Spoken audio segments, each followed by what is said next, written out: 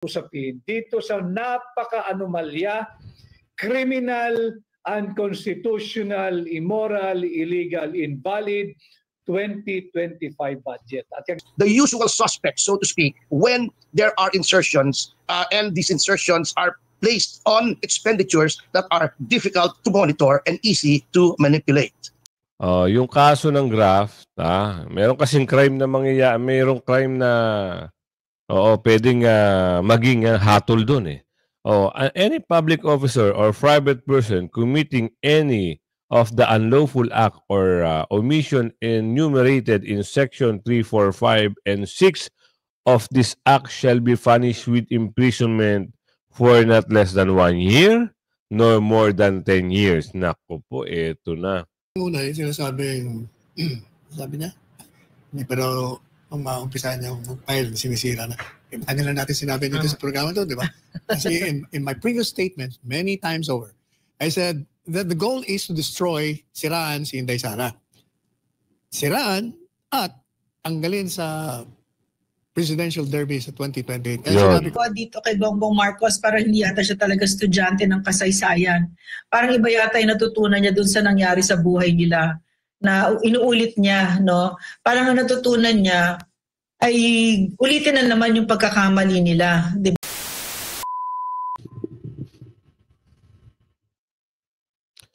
Yes.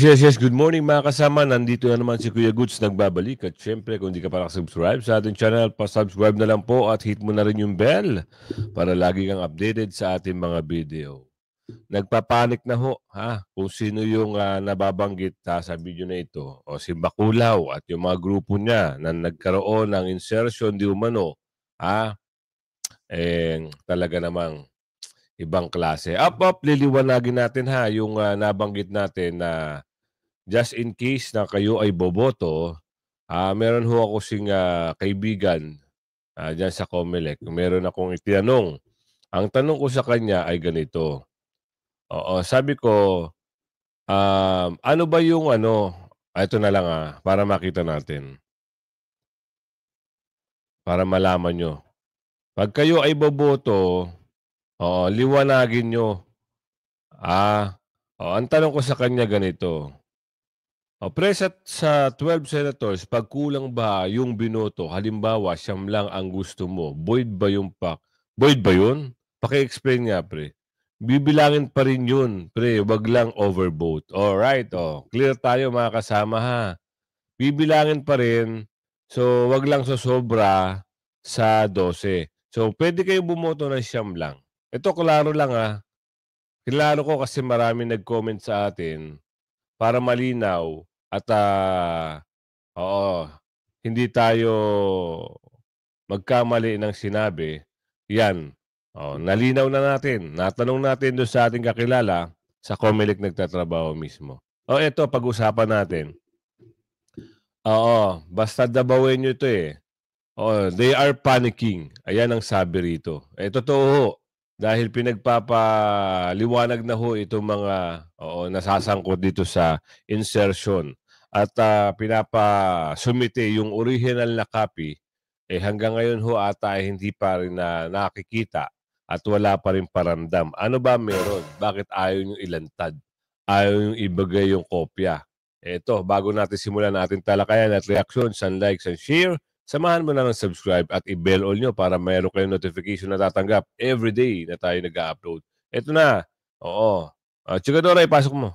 Matapos kasuhan ni Attorney Vic Rodriguez sa Korte Suprema nang madiskubre ang mga di umano'y bilyong pisong pondo na bigla na lang nilagay sa 2025 national budget. Nako. Pagharap sa hukuman ni Executive Secretary Lucas Bersamin, Senate President Chis Escudero at House Speaker Martin Romualdez, mangyayari na sa April 1, 2025. Yan. Kinumpirma ng Supreme Court na didinggin ang oral argument sa petisyong kine-question ang constitutionality ng Republic Act No. 12116 o ang General Appropriations Act of Fiscal Year 2025. Inihain ang petisyon ng well-known lawyer na si Attorney Vic Rodriguez kasama ang Davao representative na si Isidro Ungab nang makita nila ang hindi kaaya-ayang mga blankong pahina sa nasabing appropriations bill. Pare-parehas na pinagkokomento ng korte sina Lucas Bersamin, Chis Escudero at Martin Romualdez sa pangangwestiyon na tila hindi raw naglaan ng mandatory funding ang nasabing budget sa PhilHealth. Labag din umano sa batas ang pagtaas sa mga appropriations ng higit pa sa rekomendasyon ng Pangulo at naglaan ito ng pinakamataas na budget sa infrastruktura imbes sa edukasyon. May mga blanco din ang umanong bicameral committee report on the General Appropriations Bill na isa sa mga pinakasentro ng reklamo ni Attorney Vic Rodriguez. At ito pa ang isa sa mga nakakagulat. Bukod sa kinumpirma na ng Korte Suprema na diringgin ang kasong inihain ng veteran lawyer, tila gagawa na rin ng aksyon ng Korte ang questionabling Maharlika Investment Fund. Yan, kung the saan tila naghain din ang reklamo ang taong bayan patungkol sa tila investment raw ng pamahalaan na hanggang ngayon ay hindi raw alam kung saan napupunta ang pera ng taong bayan. Ayon sa Oo, investment fund, dapat yan hindi pinapakailaman. Si Tatay Digong nga, hindi pinakailaman yan eh. Gagamitin mo lang yan pag wala na talaga. Ano ba ang nakikita ng ating kababayan dito? Bakit bigla na lang naglaho? Hindi may paliwanag? O kagaya rin yan ng ano eh. Yung gold. Diba? Yung reserve gold, nabenta. Walang paliwanag. Bakit hindi kailangan ipaliwanag? Bakit nila tinatago? Anong problema? O eto, buti nakita yung yung BICAM report, no? May blanco, pirmado. Anong paliwanag? Lumampas na yung February 24 na. 24 na, Ngayon yung araw na kailangan nilang ilabas yung kopya. Mamaya abangan natin kung ano talaga ang sasabihin. At bakit nagpapanik na? Sasagutin yan mamaya. Samantala, ituloy lang na korte, ipapasok natin si Atty. Topacio. Alam niya kung ano yung mga gagawin at hakbang. Kita nyo, puro magagaling na abogado na ho ang naglalabasan. Hindi ho pipitsugin na. Dito ho, may tulog sila. Pagdating sa abogado na naghahain ng reklamo. Mismong abogado na ho ang naghahain ng reklamo dito sa mga dorobo ng bayan. Pag napatunayan yan, naku po, alam na. Pwede ho itong matanggal sa pwesto at pwedeng papanagutin. Tuloy na natin to. Full statement na inilabas ng Korte Suprema. Supreme Court sets oral argument in petitions challenging the 2025 GAA and Maharlika Fund.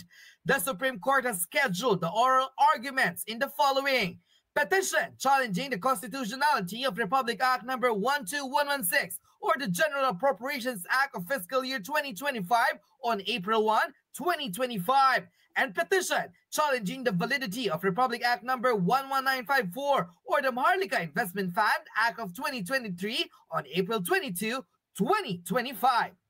Unquote. Narito ang buong balita kung saan tila naglabas na ng pag-uutos ang Korte Suprema na diringgin na ang mga tila questionable blank items at insertion na bilyong pisong pondo mula sa 2025 national budget na nadiskubre hindi lamang ni former President Rodrigo Duterte, kundi ni na Congressman Isidro Ungab at Attorney Vic Rodriguez.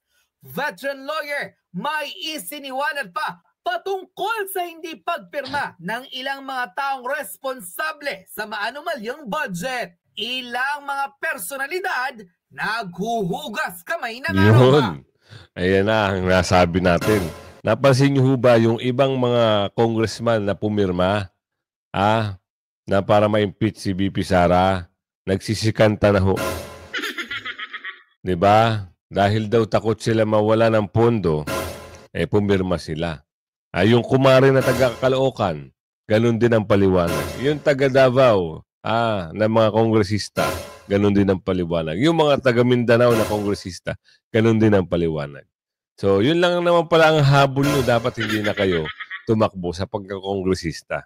Kung pondo lang po ang hinahanap nyo, Oo, meron nga dyan si Congressman Richard Gomez di ba? Kaya naman magsilbi kahit walang pondo. At mo si Pulong, walang pondo, kaya magsilbi. Baka naman, yung 1/4 sa taong bayan, yung 3/4 sa inyo. Yun ang sabi ni Aling Ledesma rito. Tuloy. Narito panoorin ang full video. Pero na naman daw pong rekomendang kaso laban kay Vice President Inday Sara Duterte. Ito'y kasong kriminal. At pilit nilang ang pinag-uusapan ay Duterte pa rin. Kung hindi man si Pangulong Duterte, ay si Vice President Inday Sara Duterte. Sino ba ang Pangulo? Tila si Pangulong Duterte pa rin. At yan nga pong ginagawa nila, pilit na linalayo ang usapin dito sa napaka-anomalya, criminal, unconstitutional, immoral, illegal, invalid 2025 budget. At kagaya po ng ating titulo ngayong hapon, yung enrolled bill na amin pong na-discovering panibago ay wala pong pirma ng Speaker of the House, ng Senate President, ng Secretary General ng House of Representatives at pati ang Sekretaryo ng Senado. Walang pirma, blanco. Mahalaga pong pinag-uusapan natin ito sapagkat kung matatandaan po ninyo, humiling po tayo last week sa Korte Suprema na mag-issue ng tinatawag nating subpoena ducis tecum. Ibig sabihin po noon, nagre-request tayo sa kataas-taasang hukuman na subpinahan na at utusan ang mababang kapulungan na ilabas yung kopya. Dalawa po yun. Ilabas yung kopya ng General Appropriations Bill at ilabas yung kopya ng Enrolled Bill. Ang ating pong layunin, yung layunin po ng ating legal team, iatras yung dokumento. Kunin natin yung kopya ng General Appropriations Bill. Wag na po yung pirmado po yun So, yun ang magko-corner po sa kanilang lahat. Yan. Eto ang sagot ni Attorney Topacio Maganda ito patungkol pa rin to sa insertion. Ibig sabihin, lahat ng hakbang ng mga durobo ay bistado na. Dito makikita, dito natin malalaman kung ano talaga, sabi nga nila, ang isda nahuli na. Sa bibig, di ba? Talagang hindi lang nahuli, nalambat pa. Ito, Atty. Topacio. Birahin mo na si Baculaw. Sir, speaking of evidence, since he already mentioned it, the former speaker, Davao del Norte Representative Pantaleon Alvarez, alleges that 241 billion pesos was inserted into the 2025 enrolled GAB, General Appropriations Bill. What evidence does your camp hold for you to prove that 241 billion pesos was indeed illegally inserted into the national budget? As stated in our complaint affidavit, we have copies of the bill as approved by both houses. And when a bill is already approved by the bicameral committee, the only role of the technical working group would be to make corrections pertaining to minor matters such as typographical errors, errors in format, or simple computation. However, in this case, the technical working group, under the control of the House leadership, went beyond that and exercised legislative powers where they had none, because the certain approved items had zero appropriations. But suddenly, when it reached Malacanang, meaning the General Appropriations Bill to be signed into law by the President, suddenly all these blanks had amounts, and the total amount, the total sums inserted, a total 241 billion. So to us, that is clear and compelling evidence. We will leave it to the courts to see if that will convict. But for purposes of preventive suspension, to us, that is already strong and convincing evidence, at least for this stage of the proceedings. Attorney, based on your analysis of the data and the documents, what is the common denominator in these allegedly inserted items into the national budget? The common denominator is that these are soft projects, meaning to say these are projects that are very difficult to quantify in terms of money. This pertain to soil inputs, fertilizers. Remember the fertilizer fund scam when there was a big uproar? It's the same thing happening here. So farm inputs, liquid fertilizers, other matters which pertain to agriculture. This is only as far as the Department of Agriculture is concerned. So these are obviously, according to Speaker Bebot Alvarez, the usual suspects, so to speak, when there are insertions, and these insertions are placed on expenditures that are difficult to monitor and easy to manipulate. Are you saying that the allegedly inserted funds is a possible precursor to another fund scam? Yes, Yes. very possible. Well, the mere fact that these amounts were inserted is already a scandal or a scam, so to speak, because that is not what was approved by the representatives of the people in both chambers, meaning the House of Representatives and the Senate. So that in itself is a big scam already, and to the tune of 241 billion. Which districts are the primary beneficiaries of these allegedly inserted funds? Well, the districts have to be identified, of course, when the amounts are disbursed. But that is beside the point. At least with respect to what we are discussing now, what we are complaining about are the insertions. There should not have been Tama. insertions in the Tama nga naman. Wag muna yung distrito dahil hindi pa nga nadidistribute eh. Ang pag-uusap muna yung insertion muna. Okay, tanggalin talaga ni Attorney Topacio, no? first place. It does not matter which districts these projects will eventually go to. The fact remains that there was undue exercise of legislative power. There was a crime committed under the revised penal code. Yan na. There was a crime committed, as we have alleged in our complaint, under Republic Act 3019, which is the Anti-Graft and Corrupt Practices Yun, Act. nadali That na. is what is fundamental in the complaints that we have filed before the Ombudsman. If districts should not May kulong ito, graft and corruption. Aalamin natin ilang taon kaya ang pagkakulong nito.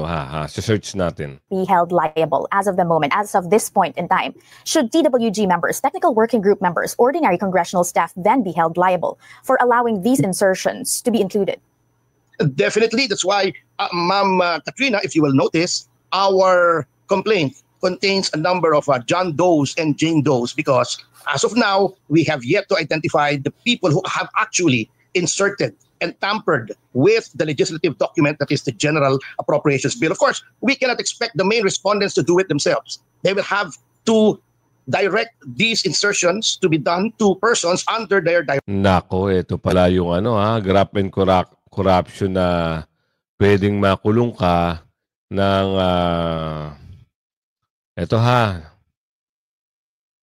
yung kaso ng graft, meron kasing crime na mayroong crime na pwedeng maging hatol doon eh.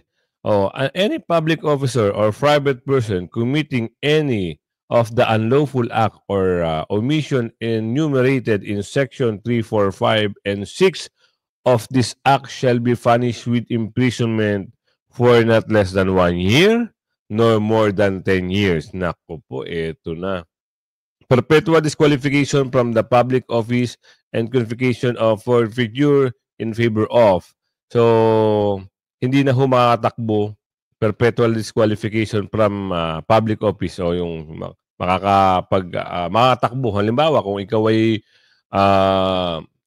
ay kongresista at napatunayan na ikaw ay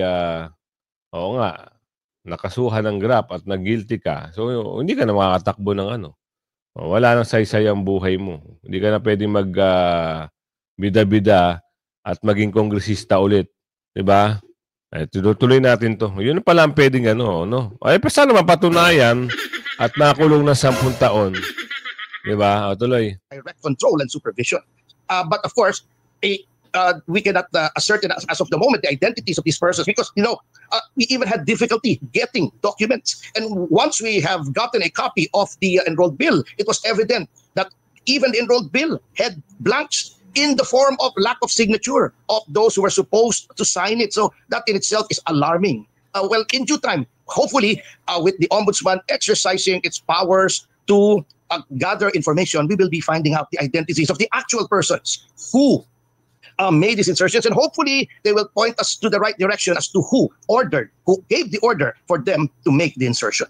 Right, that's a big Ayan narinig natin Pwedeng makulong o may crime. Pag na guilty, sana makulong. Ang katotohanan dyan, umatras, takot sila. Ayan Attorney Panelo sa impeachment kay BP Sara. Tignan natin. Magandang pag-uusap to. Attorney Sal, request lang namin, sana talaga ang ating mga kababayan na nasisilaw sa pera, magbago-bago na. At alam naman natin, malaki ang chance sa manalo ni Bibi Sara dito sa mga inaakusa sa kanya. Ito, pasok na natin. Talagang dinelay ng mga naghain ng impeachment at ng gustong sirain siya at tanggalin sa Panguluhan at ikulong pa nga yung impeachment process. Kasi nga nayanig sila. Yan ang katotohanan dyan. Kahit ano pang basa mo dyan. Pero ang katotohanan talagang umatras sila. Takot sila.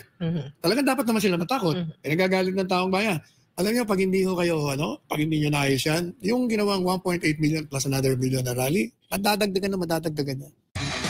Totoo yan. Kinwestiyon ni VP Sara ang proseso kasi ng impeachment. Mas naunang nakuha ng boto ang ika-4 ng impeachment complaint kumpara sa naunang 3 na 2 buwan na hindi agad inaksyonan, Attorney Sal. At sinabi naman ni Batangas Representative Luistro na ang impeachment complaint laban kay VP Sara ay rock solid, nothing unconstitutional, flawed, or violative of due process. What's your take on kanilang mga pahayag, Attorney Sal? Unang-una, sinasabing, sabi niya, pero ang maumpisahan niya mag-file, sinisira na. Kanila natin sinabi dito sa programa to, di ba? Kasi in my previous statement, many times over, I said that the goal is to destroy, siraan si Inday Sara. Siraan at anggalin sa presidential derby sa 2028. Kaya sinabi ko, since yan ang goal, pinailan ng impeachment. And by the mere filing of impeachment, sinira mo na yung tao. Sinisira mo na kasi inilalarawan mo siyang unfit . Yun lang, talagang masisira na. O kaya yung sinasabi ng abogado, matagal na ho natin sinasabi yan dito. Palagay ko nakikinig to sa atin. Tama, makinig kayo rito sa amin ni Hana. Dahil si Hana, marami rin itong sinasabing nauna siya. Talaga naman, challenge niya si Presidente Marcos Jr. Nauna pa sa akin to . Well, nagkatanong naman ako kahapon if we have a leader this country. Anyway, balikan natin. Wala naman po. Wala pa. It's the same thing doon sa na wala siyang sagot kung kailangan ng Hindi, palagay ko sinasagot niya tayo sa kanyang mga campaign rallies . Oh, really? Yeah, that's the way he answers questions and challenges. Pakinggan mo sinasagot tayo. Yun nga sinabi naman ni Representative Luistro na rock solid daw ang kanilang laban dito sa impeachment complaint laban kay VP Sara. Sabi din niya, walang unconstitutional, sa flawed or violative of the Constitution or violative of due process, Attorney Sal. I agree na rock solid yung final nila. From the time they filed it, natunaw na ho. Pero nag-umpisa sila sa rock solid. Ngayon, hindi na rock, it's liquid. Yun. Nalik. Well, isa rin sa punto, Attorney Sal, ang kampo ni VP, ang 1-year ban dahil may nauna nilang inihaing impeachment dito pero ang naipadala sa Senado ay yung 4th impeachment complaint. So, yung process is questionable. Do you see that, Attorney Sal? Diniscuss na rin natin yung kahapon, di ba?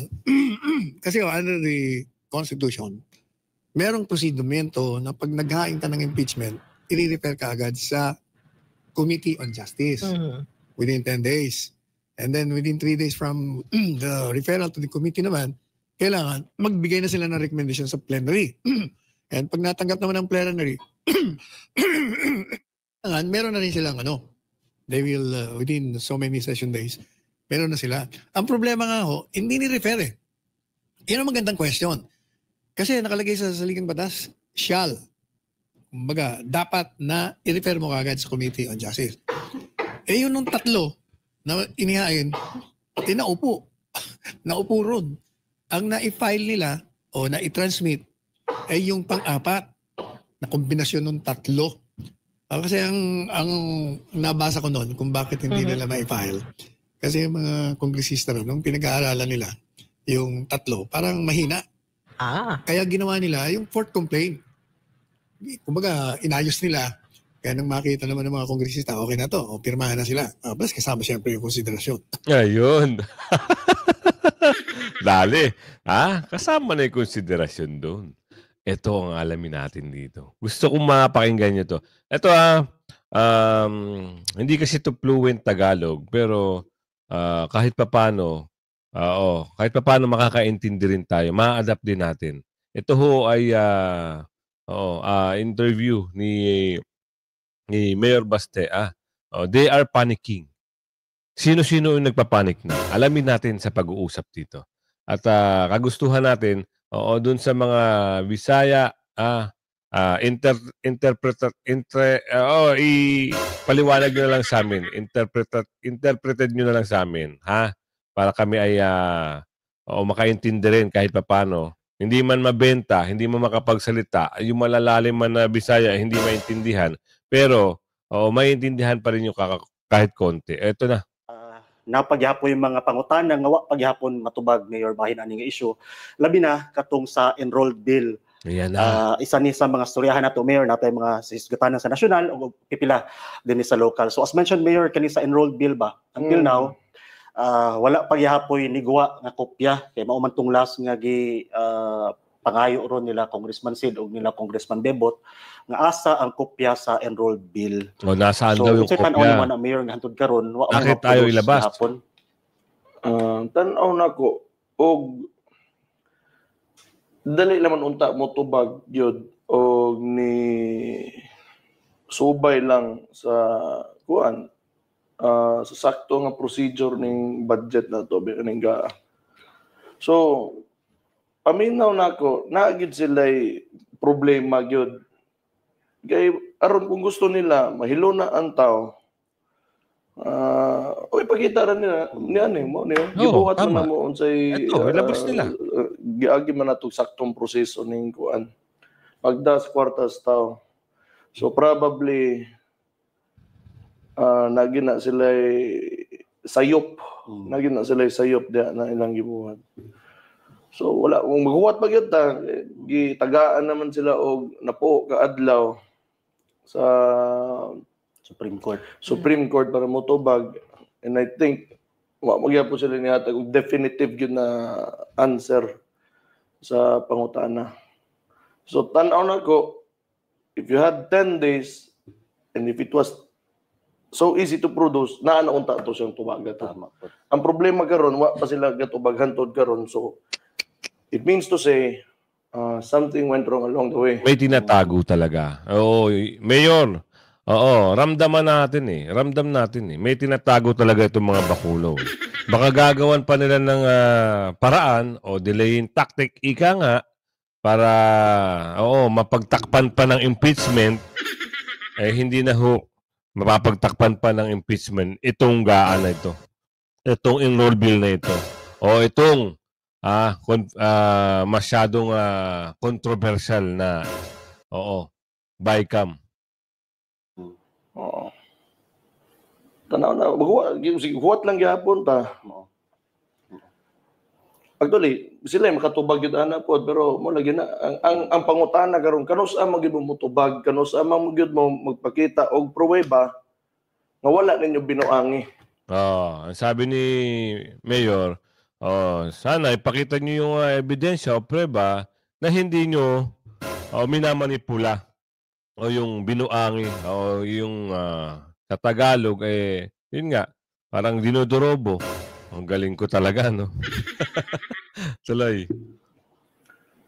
Tama. Pahumanay na pa third quarter na gud no gadagan ang gobyerno ba mao lagi toy sulti nga og basig di pa mo gawas tong resolution gid aning petition basig magamit na ang kwarta ba no? Yon, di ba? Di ba naghain ng petition sila Attorney Vic, Attorney Topacio at yung iba pa tungkol sa budget para pag-aralan, di ba? Nagagamit na almost 65% na ang nailalabas. Ngayon, ito pa rin, tahimik pa rin ang nakaupo at mga dorobo. Ayaw pa rin nila magsisagot. Kaya alam nyo na yan mga kasama. Dapat tandaan natin. Lagi natin sinasabi, pwede pala yung ganito siyam na lang po ang iboto nyo. Naklaro na natin. Uulitin natin. Ulitin natin na mamaya ipapakita ko ulit sa inyo. Klaro na tayo doon doon sa siyam na lang ang iboto nyo para wala na kayong alinlangan na bumoto pa ng kalaban. At kaklaruhin lang natin ulit.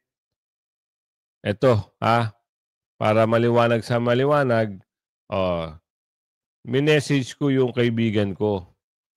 Ang tanong ko sa kanya ganito. Pre, sa 12 senators, pag kulang ba yung binoto, halimbawa, siyam lang ang gusto mo, void ba yun? Paki-explain nga, pre. Bibilangin pa rin yun, pre. Wag lang overvote. O, klaro tayo ha. O, siyam lang po ang iboto nyo para klarado tayo. At wala na tayong pangamba. 'Di ba? Wala na tayong pangamba diyan. Mas maganda, malinaw yung sagot. O, siyam na lang po ang iboto natin. O, eto naman tayo. O, nag-warning na. Sino? Si si Doc Badoy. O, ni-warningan niya. Sino? O, si Bongek. Yung nakakaawa dito kay Bongbong Marcos, parang hindi yata siya talaga estudyante ng kasaysayan. Parang iba yata yung natutunan niya dun sa nangyari sa buhay nila na inuulit niya, no? Parang ang natutunan niya ay ulitin na naman yung pagkakamali nila, 'di ba? Pero hindi nila alam, parang hindi niya alam, no, na the name Marcos in the global community is synonymous with plunder, with human rights abuses such as this, no, yung silencing of the press and of the Filipino people, pambubusal. 'Di ba? So definitely, no, at malalaman ng mundo 'yan, ipapaalam natin. Marami nang gumagalaw ngayon para mabuko yung pagkapasista ng Marcos administration. Pwede tayong biglang naging chucho ng mga Amerikano lang, nawala yung soberenya, pwedeng magkaroon ng maraming krimen sa streets natin, yung drugs, pwedeng it will flood the markets, no, dahil wala kang pakialam. Hindi mo naiintindihan yung poder na hawak mo, hindi mo alam kung paano maging pangulo. Hindi mo man lang alam na ang helicopter, pag may disaster na nangyari, pwede mo palang utusan ng AFP para sila tumulong sa disaster relief. Hindi mo alam na yung hawak na kapangyarihan mo, hindi mo na kailangan mag-calculate kung ano yung kaya na karga ng timbang ng isang helicopter. Katulad na nakita natin na ginawa ni Bongbong Marcos, di ba? Napaka-libre ng press noon, the freest free press. Napaka-baboy ng mga pinagsasabi tungkol kay PRRD kasama ang Western press. Napaka-ingay ng press noon, pero minsan hindi niya yan pinatahimik. Hindi nga niya pinapansin kasi all of his waking hours were spent serving the Filipino people. Oh, yan narinig nyo. Yung totoo nga naman, nung wala pang social media, kayang manipulahin itong mga dorobo kung ano yung gusto nila. Ngayon nagkaroon na ng social media, ang target naman nila, ang mga vlogger. Yung mga vlogger, tumitingin lang yan, nagre-react lang yan, doon sa alam nilang tama. Ginagawan ngayon ng kulay. Kesyo daw kailangan magbayad ng vlogger ng tax, kailangan pa daw i-franchise. Anak ng tipaklong, hindi nyo alam kung magkano binabayad ng vlogger sa tax. Baka magulat ho kayo. Kaya wag ho kayo magbida-bida. Alamin nyo ang totoo. Baka kunwento lang sa inyo, akala nyo totoo. Mali ho yung akala nyo. Kaya mamaya ho, abang-abang kayo dun sa upload natin ha. Hanggang sa muli, i-share nyo yung video na ito, malinaw sa malinaw. Kung hindi ka pa nakasubscribe, mag-subscribe ka na. Huwag kang pahuli sa mga balita, issue at reaksyon ng bayan. Hanggang sa muli, bye-bye.